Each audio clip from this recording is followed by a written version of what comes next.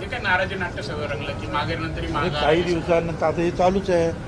पहिल्यांदा अनेकांनी फॉर्म भरले, मग काही लोकांना हे करून त्यांनी माघार घेतले, मग काही माघार घेतच नव्हते, त्यांनी तसेच राहिले.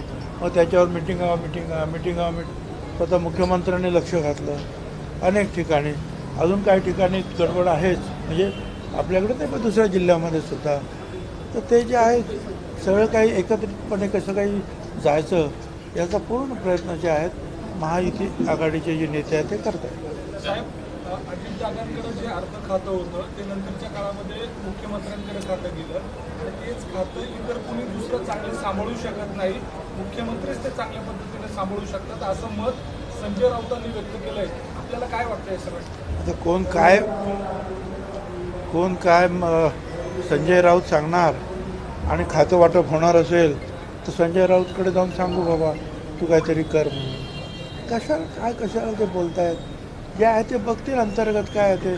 सुनेत्रा ताई आहेत त्या जातील मुख्यमंत्र्यांशी बोलतील. बाकी दुसरं बाहेरून कोणी बोलून काय फरक पडणार आहे का? तर राज्यसभेसाठी आपलं नाव जवळपास निश्चित होतं, सगळं निश्चित होतं. मात्र त्यानंतर ते झालं नाही. मग आपल्या समर्थनार्थ पोस्टर्स देखील लागले, येवल्यात लागले, नाशिकला लागले. हे बघा, मी सांगितलं होतं मला जायचं आहे 15 दिवस अगोदरपासून. पण मी जात असताना इतर जे काही आमचे काही नेते आहेत त्यांचेसुद्धा जे काही कर्तबगार जे आहेत लेकरं आहेत त्यांनासुद्धा तुम्ही संधी दिलेली आहे इकडे किंवा तिकडे. मी म्हटलं समीर आहेत, पंकज आहेत, हे या राष्ट्रवादी पक्षाच्या स्थापनेच्या पहिल्या दिवसापासून प्रचंड मेहनत घेतलेली आहे. फक्त ते जरा थोडंसं बॅकस्टेजवर राहायचे. खासदारसुद्धा निवडून आले. तर मग म्हटलं आता ठीक आहे, मला राज्यसभेत 2 वर्षाचं आहे ते, मी जातो आणि इथे जे आहे समीर भाऊ यांना आपण मंत्री करूया.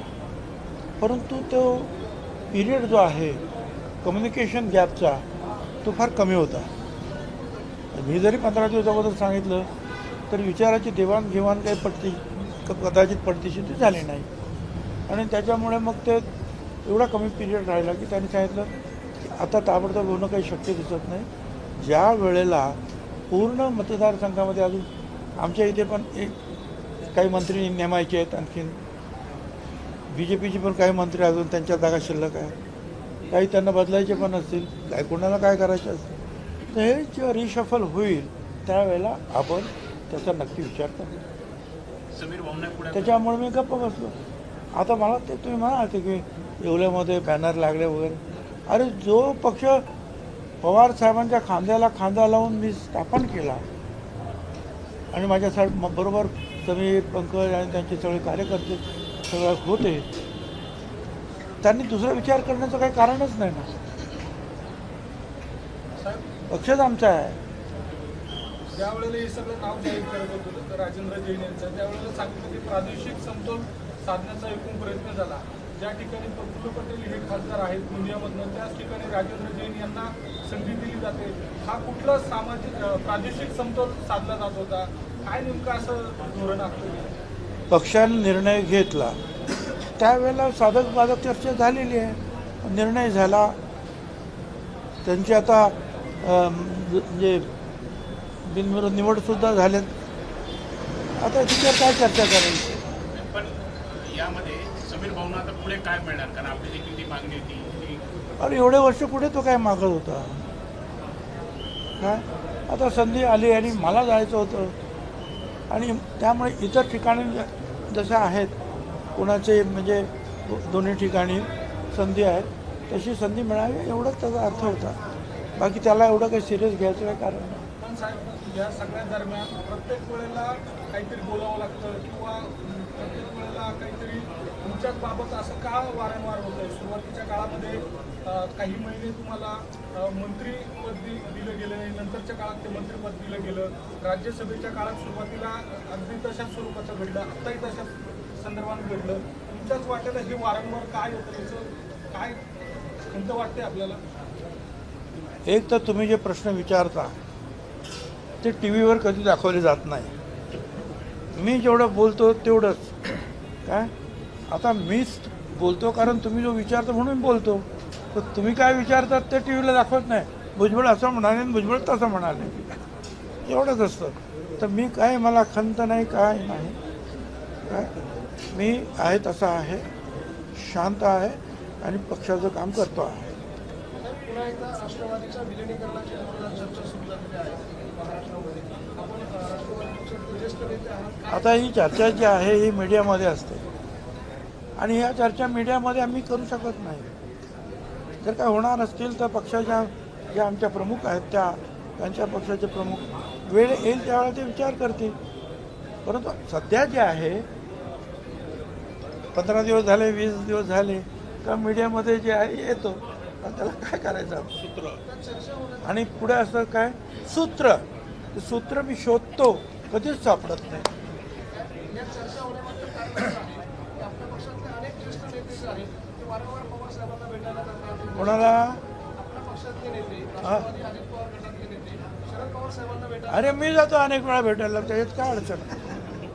अरे ते जे आहे या देशातले जुने जाणते नेते आहेत. प्रत्यक्ष मोदी साहेबसुद्धा त्यांना भेटतात, इतर लोकसुद्धा त्यांना मान सन्मान देतात. आमचे तर ते संस्थापक अध्यक्ष आहेत राष्ट्रीय. मी महाराष्ट्राचा संस्थापक अध्यक्ष होतो, प्रांताध्यक्ष. असे अनेकांचे जुने संबंध जे आहेत असतात. कोणाला कशासाठी, कोण कशासाठी, कोण तब्येतीची विचारपूस करण्यासाठी, कोण साखरेचे प्रश्न, कोणी पाण्याचे प्रश्न, कांद्याचे प्रश्न घेऊन त्यांनासुद्धा भेटतात. कारण त्यांचेसुद्धा खासदार आहेत, त्यांचेसुद्धा आमदार आहेत, ज्यांचे काम आहे त्यांना भेटतात. त्यामध्ये चुकीचं असं काही नाही.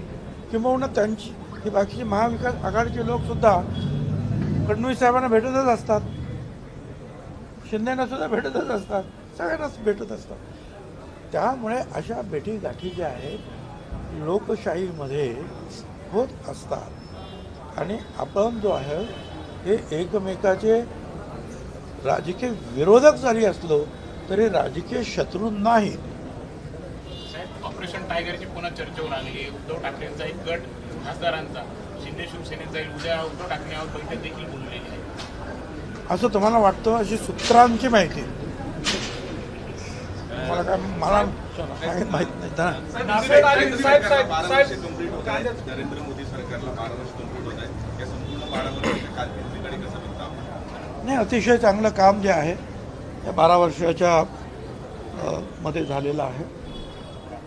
विशेषतः अनेक विकासाची कामं, शेतकऱ्यांना सहकार्य करण्याचं काम, महिलांच्या विकासासाठी काम, या अनेक गोष्टी, परराष्ट्र संबंध.